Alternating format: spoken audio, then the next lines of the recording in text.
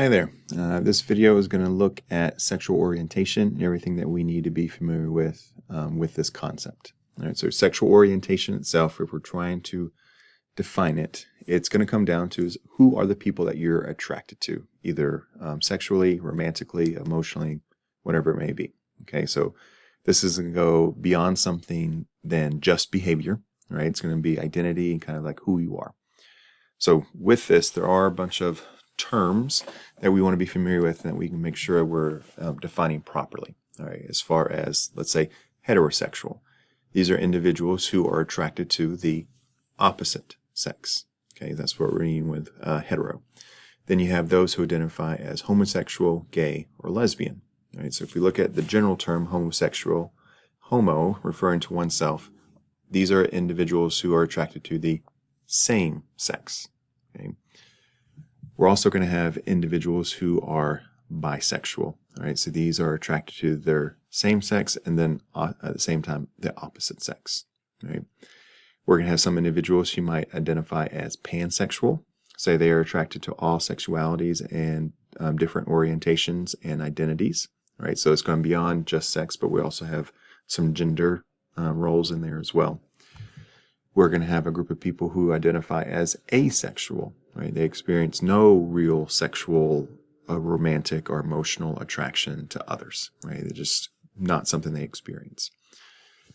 The term that can be a little harder to define sometimes, though, is queer. Right? It varies in its use and its meanings. Sometimes it's used as an all-encompassing term. So if anywhere someone is experiencing one of these sexual orientations, that's different than outside of like the binary, whatever it typically has seen, they might use that term. It might be something for that person specifically. They don't necessarily want it in that broader sense. Essentially, though, it's anything related to sexual identity that doesn't necessarily fall into any one category, right? So it's kind of a catch-all term. Unfortunately, it's been used in a very derogatory manner over many years, and so it can have a negative stigma attached to it. But its usage is becoming more like reclaimed and more prominent. But we still want to be careful with how we're using it, and with everything, it always comes down to kindness and respect.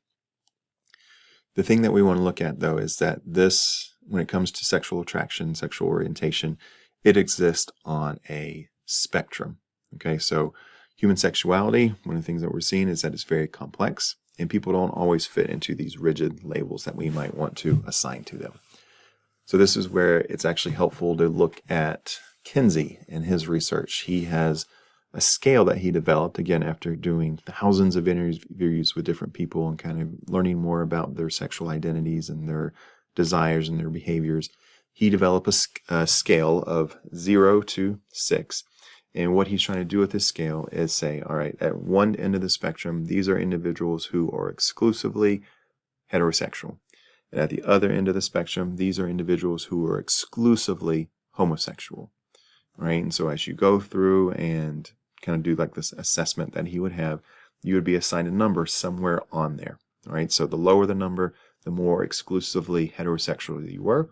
So at 0, someone who's completely heterosexual. Someone who's 1, still predominantly heterosexual with some potential homosexual tendencies, right? And we'll see that continue until you get to the end, where someone has this at a 6, exclusively homosexual.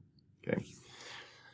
So just a couple things to kind of note with this. Just in general, when we look at sexual orientation, someone may experience attraction differently over time. All right, so that's something that could change as well. And then romantic and sexual attraction aren't always the same thing. They can be, but they're not always the same thing. Okay? And so a very common question that we will tend to see is what causes sexual orientation? Like what's the determining factor here? So the research is pretty clear in that there is no one single cause. Okay, there is no one single cause. Right? That being said, modern science does not support the idea that orientation is a choice. Okay, rather, we're going to see that's influenced by biological factors, genetic factors, even things like prenatal hormones, and then we're going to see some environmental influences as well. All right, but the science does not support at this time that it's a choice. Okay, so some of the things that they look at when they kind of try to figure out answer to something like this, they're going to look at some things like twin studies, genetic influences, and then they'll even pull in some theories for like the prenatal stuff and just look at environmental influences. They're going to look at all these different kind of pieces of the puzzle to try to get an answer. So currently, scientists generally view sexual orientation as resulting from multiple interacting factors rather than one single explanation. Okay, but as research continues to evolve, conclusions may change as we get more evidence. So we might get an even clearer picture as we kind of move forward with additional research. Okay, and we look at research. We want to look at what information do we already know, what can we observe and pull from. And so we can actually see that same-sex behavior is actually noted in many animals species as well. So sometimes you'll see this with things, with animals like penguins, dolphins, some primates, and even some birds. When we look at animals, though, we want to be clear that animal behavior does not prove human sexuality. All right? It can show us an example, but it doesn't prove it. But it does demonstrate that sexual diversity exists throughout nature. Okay, so that's something to consider as well. Now, for those who do identify as LGBTQ+ or anywhere along kind of these sexual orientations that we're talking about, so one of the previous things we said is that when we look at gender, for example, this is something, it's a social construct, right? And so what's considered normal or acceptable changes over time. So ideas about sexuality change across culture and history. So if we kind of go back through time, we can see that for a large amount of history, something like homosexuality was actually criminalized, right? And in actuality, all the way up until 1973, homosexuality was considered a mental disorder, and it was included in the DSM, that Diagnostic and Statistical Manual of Mental Disorders, right? And then after that, in 1973, moving forward, it was removed. Okay, so progress.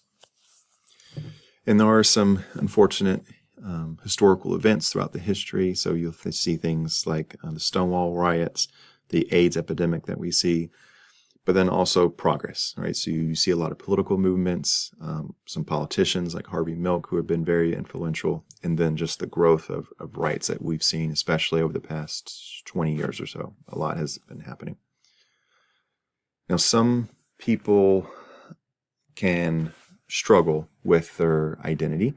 It's something they may recognize in themselves, but they aren't really ready to share that with other people. So coming out is the general term that's used when someone discloses about their identity, right? And those experiences can vary greatly, right? They can be very individual to the person because of different circumstances related to culture, family, religion, the social support that they feel, their physical safety, right? A lot of things go into this, and so not everyone's experiences are the same. Some are very welcomed, and they have a very positive experience, which is great for them. Others, not so much, where they're maybe even disowned from their family or rejected or shunned in some kind of way. So on our end, what we want to do is always make sure that we, again, kindness, respect, and showing support for other people. So we want to make sure we're using respectful language, not using derogatory words or phrases. We want to avoid assumptions about people. We want to be as inclusive as we can, challenge any stereotypes, and just have open, honest, and supportive conversations with others. Okay. So a few closing, reflecting thoughts for us. Okay, so again, these are just questions for us to consider to help us maybe engage in some critical thinking and just some reflection on how these concepts might apply in different ways. All right, so I have three of them. Number one, why do we think societies often prefer simple categories even when human behavior is more complicated? All right, so we see how diverse and how complex it can be, but we tend to prefer very simple explanations. So why might that be? Okay. Number two, how might understanding sexual orientation as part of normal human diversity influence the way we treat other people, right? So as we understand more about this, how can that impact how we interact with and treat other people? And then kind of along those lines, what does meaningful, right, meaningful allyship look like in everyday situations, right? What examples can we think of? What have we seen? What are some good or best practices to follow in that area?